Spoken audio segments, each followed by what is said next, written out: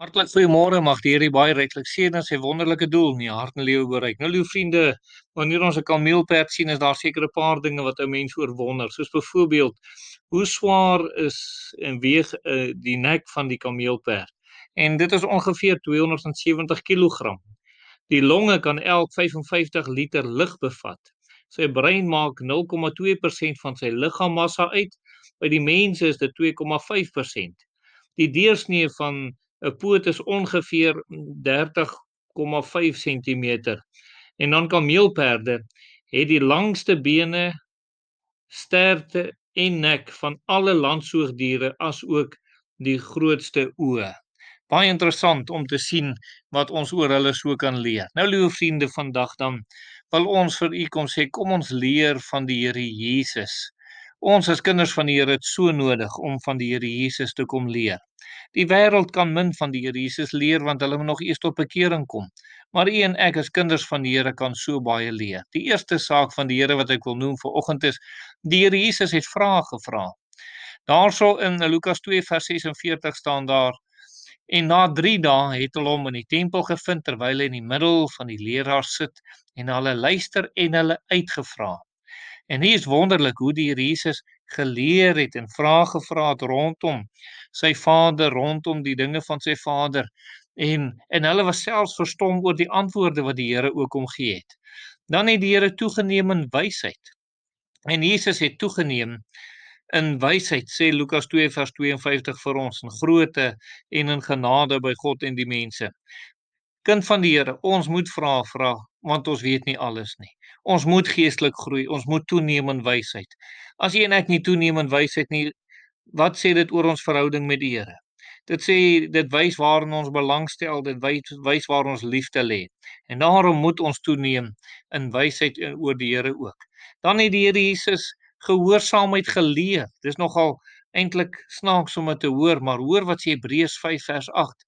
Hy, al was hy die seun, het gehoorsaamheid geleer uit wat hy gelei het. As die Here Jesus gehoorsaamheid geleer het, liewe vriende, hoeveel te meer moet u en ek ook leer om gehoorsaam te wees. Soms deur baie moeilike omstandighede, maar ons moet dit leer. Die Here het gelei, sê Hebreërs 2 vers 18, want deurdat hy self onder versoeking gelei het, kan hy die help wat versoek word. Ja, die versoeking was nie maklik vir die Here nie, hy het gelei daaronder, liewe vriende.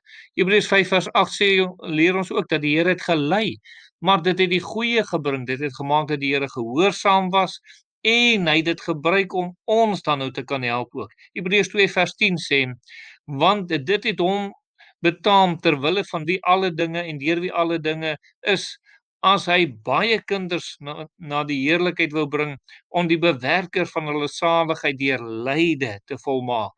En ons as kinders van die Here moet weet, ons mag ook ly.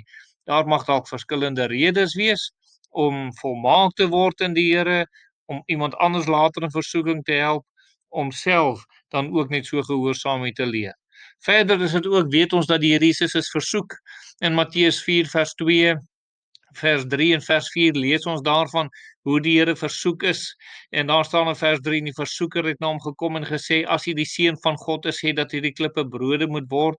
En ons weet die antwoord is, daar is geskrywe, die mens sal nie van brood alleen lewe nie, maar van elke woord wat uit die mond van God uitgaan.